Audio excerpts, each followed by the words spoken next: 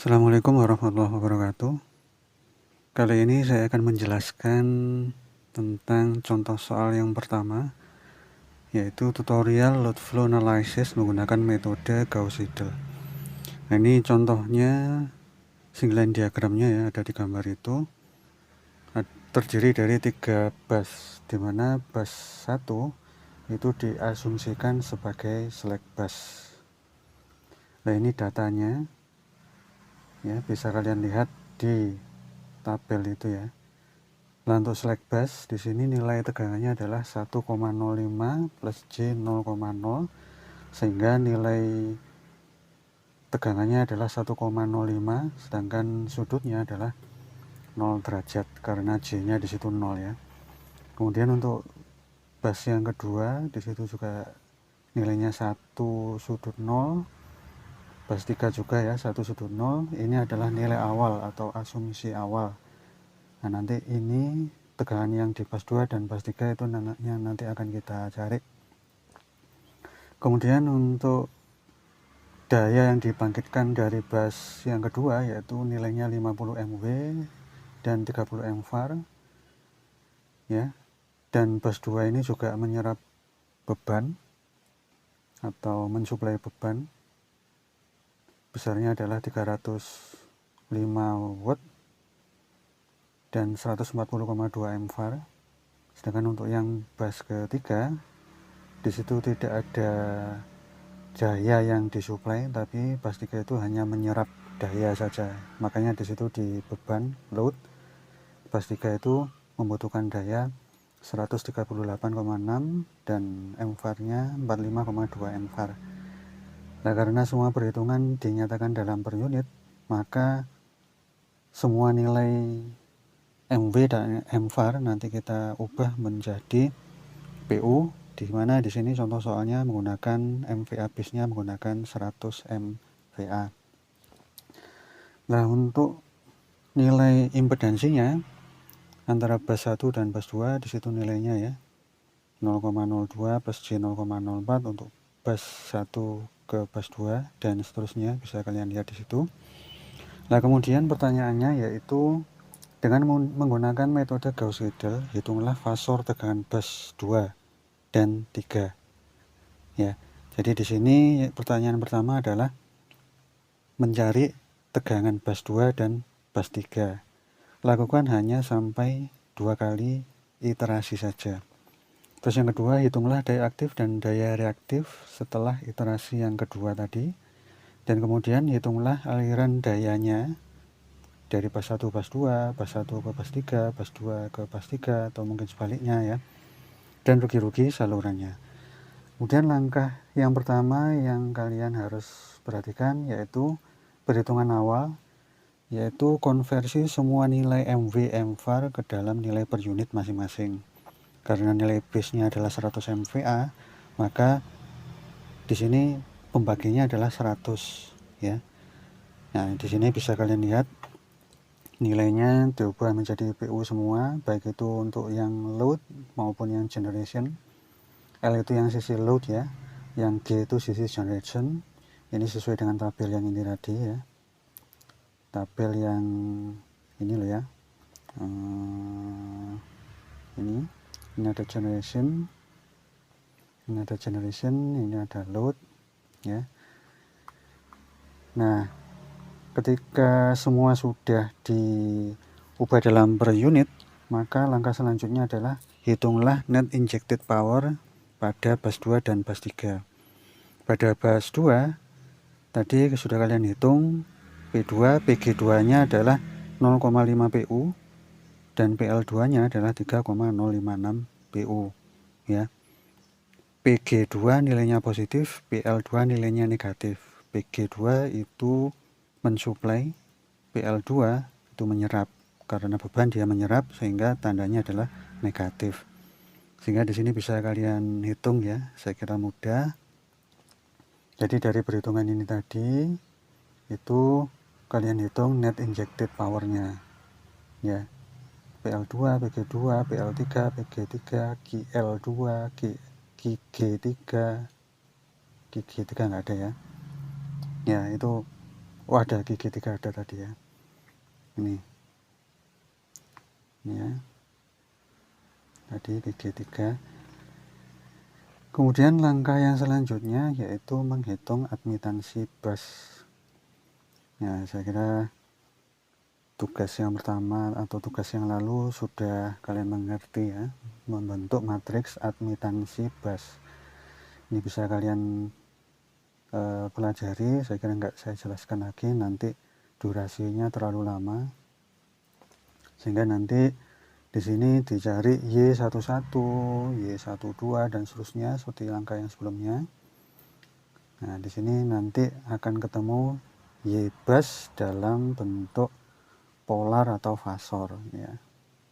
Kalau yang sebelumnya mungkin admitansi bus yang kalian kerjakan itu dalam bentuk rektangular atau kompleks. Saya kira sama aja, di sini dinyatakan dalam bentuk polar ya.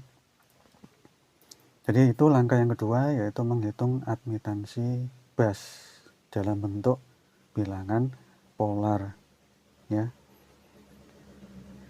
Terus langkah yang selanjutnya, langkah yang ketiga, yaitu perhitungan secara iterasi. Nah, persamaan ini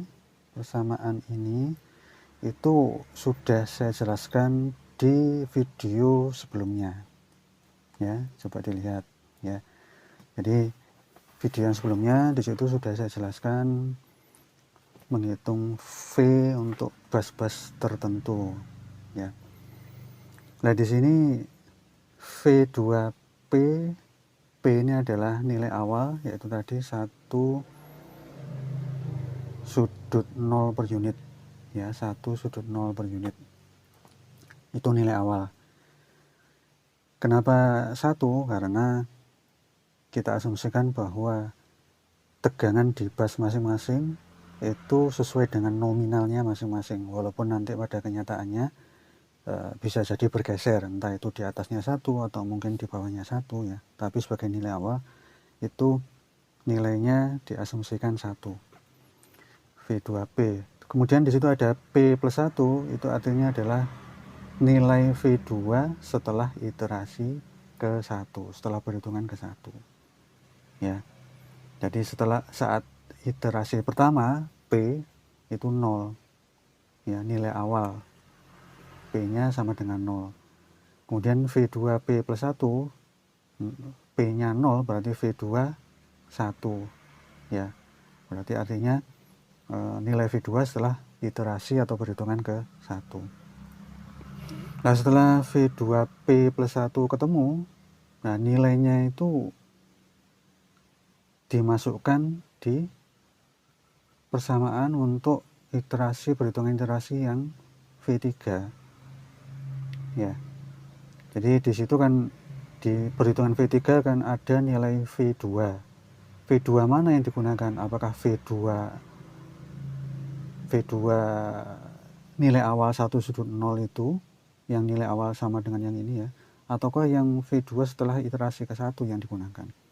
Nah, di sini yang digunakan adalah V2 setelah perhitungan iterasi yang pertama ya. Setelah itu perhitungan iterasi yang pertama, jadi bukan V2P tapi V2P plus 1. Nah, nanti hasilnya akan diketahui V3 iterasi yang pertama itu ya. Nah, kemudian tadi slack busnya kan diketahui di tabel tadi ya. Kemudian V2 diasumsikan nilainya 1 sudut 0, V3 1 sudut 0, sehingga di sini kalian bisa melakukan penyederhanaan dulu ya. Di sini persamaannya ya, di sini kan 1 per Y22 kan di luar kurung kurawal itu. Nah, di sini supaya lebih mudah itu diselesaikan dulu ya, diselesaikan dulu, yaitu di sini P2 min JQ2 dikali 1 per Y22 loh. Ini kan di dalam kurung, ini tinggal mengalihkan. Nah, nanti dihitung dulu. Ini. Ya. Dihitung. Kemudian Y21 per ini Y21 dibagi Y22. Nah, itu juga dihitung. Jadi intinya untuk mempermudah aja penyusunan persamaannya. Begitu pula untuk yang Y23 per Y22 dihitung.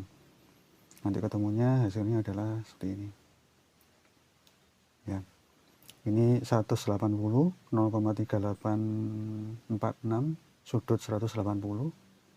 Kalau disederhanakan kan jadi seperti ini ya. Nah, kemudian baru kita hitung persamaan yang tadi itu ya. V2P plus 1 yang dari sini setelah semua variabel yang diketahui dimasukkan ya, ini hasilnya V2P plus 1 bla bla bla dan seterusnya. Jadi kita menyusun persamaan ini dulu ya. Kemudian langkah yang sama lakukan untuk yang bas 3. Nah, nanti kita akan memperoleh persamaan yang keempat ini ya, persamaan ini ya. Jadi V2 dan V3 dimasukkan semua variabel yang diketahui, sehingga tinggal fungsi dari tegangan aja yang belum diketahui ya. Kemudian kita mulai melakukan perhitungan. Untuk melakukan perhitungan ya mudah saja karena semua sudah diketahui nilai awalnya, yaitu untuk yang V2 di sini ya, V2 tadi ini V2, V1, V3, V1 kan sudah diketahui ya, 1,05 sudut 0 tadi. V2P itu nilai awalnya kan sudah diketahui, yaitu 1 sudut 0. Yang mana tadi ya, yang atas tadi. Nah, ini ya, ini nilai awal ya. Sehingga di sini V2 iterasi yang pertama bisa kalian hitung ya, yaitu dengan menggunakan persamaan ini. Saya kira mudah aja. 0, sekian plus 1 plus sudut 220,1 dibagi 1 plus J0. Jangan lupa di situ ada konjugatnya. Kemudian ditambah 0,3846 kali 1,05. 1,05 itu adalah slack bus, tekan slack bus, ditambah 0,6153 dikali 1 sudut 0. 1 sudut 0 itu adalah ini tadi ya, V3P ya. V3P yaitu tegangan bus 3 kondisi awal. Nah, kemudian nanti akan diketahui V2 pada saat iterasi pertama, yaitu nilainya adalah ini ya, nilainya adalah ini. Nah, kemudian nilai ini V2 iterasi pertama itu digunakan untuk menghitung nilai V3 iterasi pertama, yaitu ini ya, ini.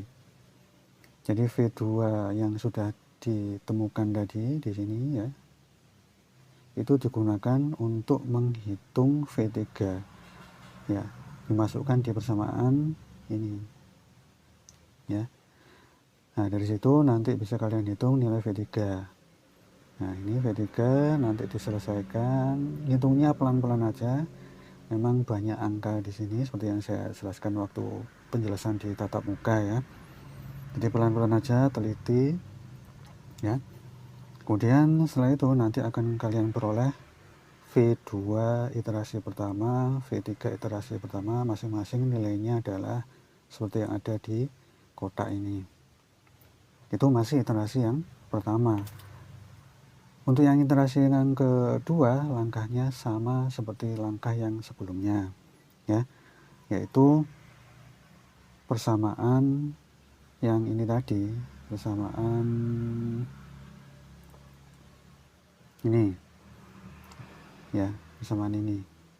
Tapi V2P nya bukan V2P lagi, tapi V21, V2P plus 1 ya. Jadi itu yang dimaksud dengan iterasi ya. Nah, di sini persamaannya tadi, ya persamaannya kan untuk yang V2 kan ini ya, persamaannya kan ini. Tinggal mengganti nilai V2P dan V3P.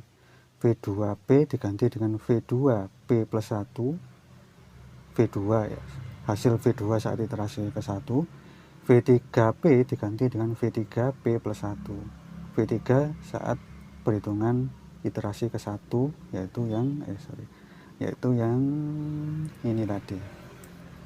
Ya, langkahnya sama, tapi perlu kalian hati-hati di sini dengan konjugat.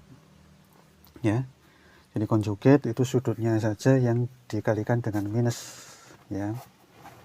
Nah, untuk langkah-langkahnya sama seperti yang sebelumnya, tinggal diulang aja, tinggal di recall ya.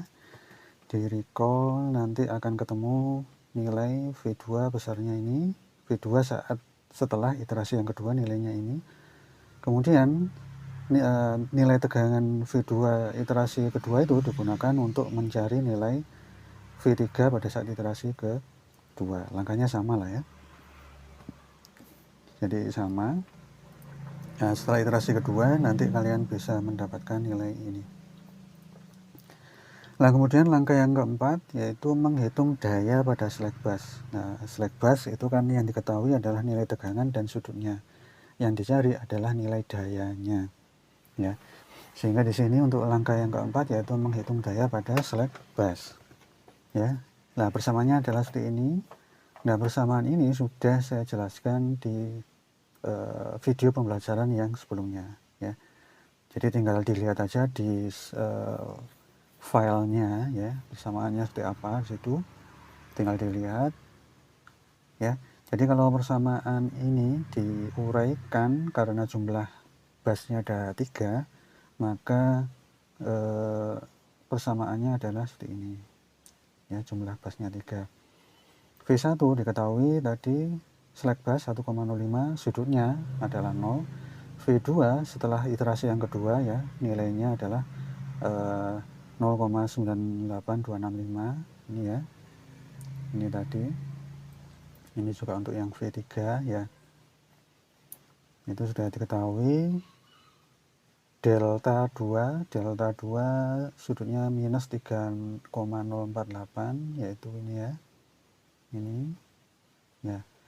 Sedangkan untuk yang delta 3 ya ini. Jadi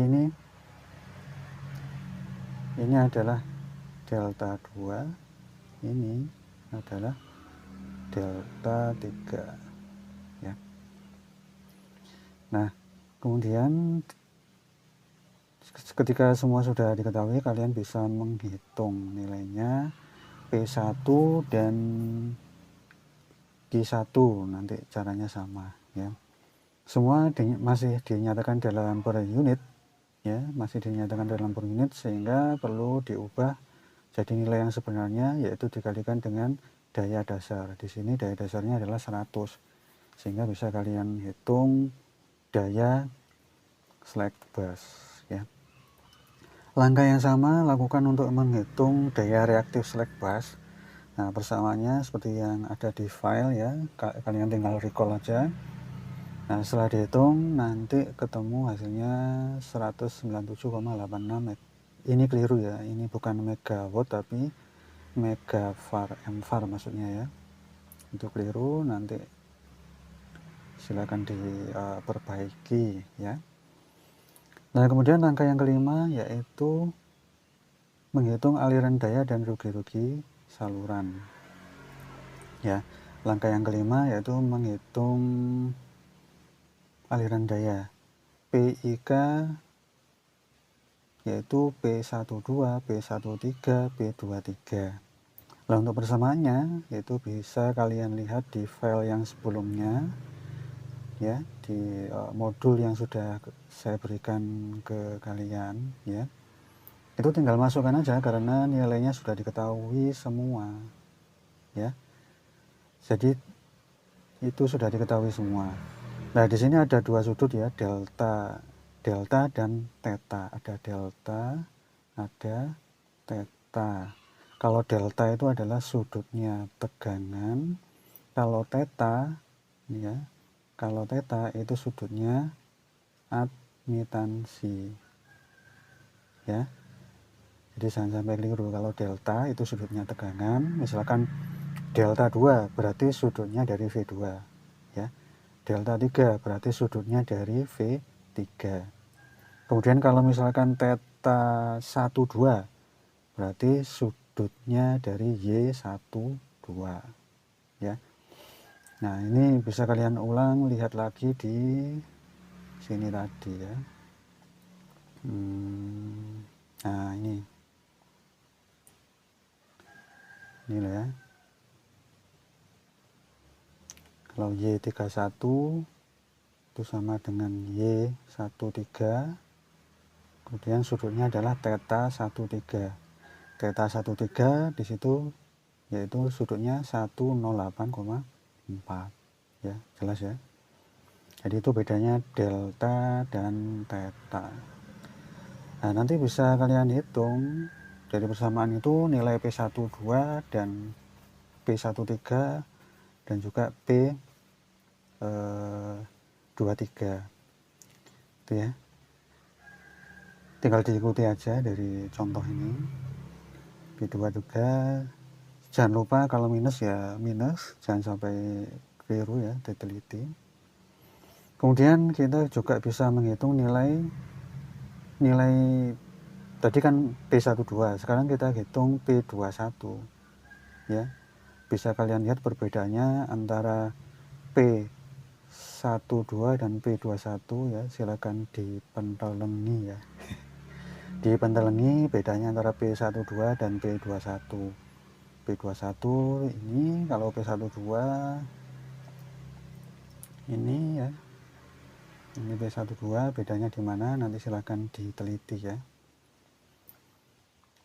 Jadi itu karena nilainya sudah sudah ketemu semua aliran dayanya, maka kalian bisa menghitung P loss dengan cara P12 ditambah P21 ya.